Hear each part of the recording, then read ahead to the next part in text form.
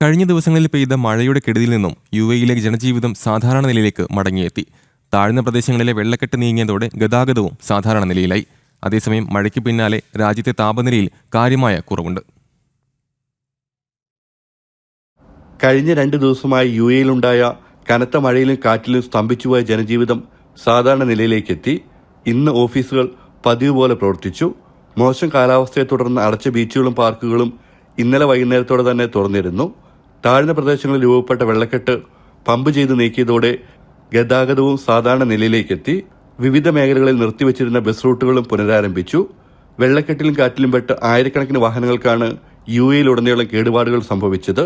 ഇത് insurance claim ചെയ്യുന്നതിനായി police report നിർബന്ധമാണ്. ഇതിനായി പ്രത്യേക ഓൺലൈൻ സേവനങ്ങൾ ദുബായ്, ഷാർജ പോലീസ് സജ്ജമാക്കിയിട്ടുണ്ട്. അതേസമയം മഴമേഘങ്ങൾ ഒഴിഞ്ഞു തുടങ്ങുന്നതോടെ രാജ്യത്ത് തണുപ്പ് കടുക്കുമെന്നാണ് കാലാവസ്ഥാ നിരീക്ഷണ കേന്ദ്രത്തിന്റെ പ്രവചനം. അടുത്ത ദിവസങ്ങളിൽ താപനില 10 ഡിഗ്രി സെൽഷ്യസ് വരെ താഴാൻ സാധ്യതയുണ്ട്. ജനം, ദുബായ്.